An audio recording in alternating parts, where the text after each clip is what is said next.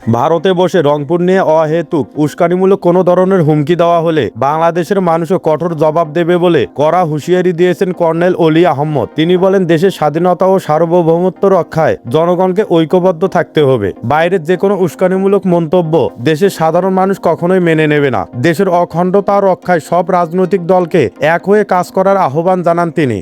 সাবেক প্রধানমন্ত্রী শেখ হাসিনা এবং তার পরিবারের কোনো সদস্য প্রকৃত অর্থে কখনো জনগণের আকাঙ্ক্ষা বুঝতে পারেনি বলে মন্তব্য করেছেন সার্জিস আলম। তিনি বলেন, বিগত 15 বছর ধরে তারা একদলীয় কায়দায় দেশ পরিচালনা করে সাধারণ মানুষের অধিকার হরণ করেছেন। দেশের সম্পদ অপব্যবহার এবং বিদেশে পাচারের কারণে সাধারণ মানুষের জীবনযাত্রায় বিপর্যয় নেমে এসেছে।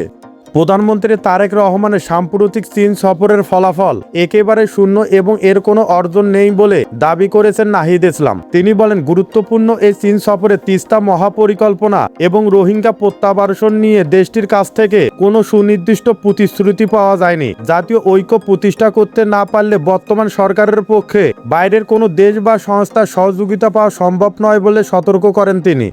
যাত্রী বেশে সাধারণ বাসে ভ্রমণ করতে গিয়ে ভাঙতি টাকা না থাকায় কন্ট্রাক্টরের রোষানলে পড়ে বাস থেকে নেমে গেলেন ভারতের পরিবহন মন্ত্রী বাইরাতি সুরেশ। তিনি সাধারণ মানুষের প্রতিদিনের ভোগান্তি নিজ চোখে দেখতে ছদ্মবেশে বেঙ্গালুরুর সরকারি বাসে উঠেছিলেন। সেখানে টিকিট কাটার জন্য 100 টাকার নোট দিলে ভাঙতি না থাকার অজুহাতে কন্ট্রাক্টর তাকে নেমে যেতে বলেন। পরিচয় গোপন রেখে তিনি বাস থেকে নেমে যান।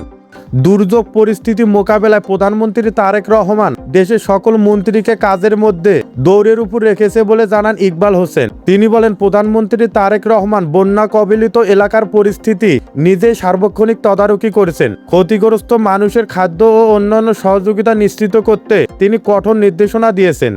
ভারত থেকে দেশে ফিরে সাবেক প্রধানমন্ত্রী শেখ হাসিনার সরাসরি আত্মসমর্পণের কোনো আইনি সুযোগ নেই বলে জানিয়েছেন চিফ প্রসিকিউটর আমিনুল ইসলাম। তিনি জানান, শেখ হাসিনা দেশের মাটিতে পা রাখা মাত্রই তাকে অবিলম্বে গ্রেপ্তার করে কারাগারে পাঠানো হবে। দেশের প্রচলিত আইন অনুযায়ী কোনো মৃত্যুদণ্ড প্রাপ্ত আসামির জামিন পাওয়ার কোনো আইনি সুযোগ নেই। তাই দেশের ফেরার পর থেকে গ্রেপ্তার করে প্রথমে জেলে পাঠানো হবে এবং পরবর্তীতে আদালতের আইনি প্রক্রিয়া অনুযায়ী সব পদক্ষেপ গ্রহণ করা হবে।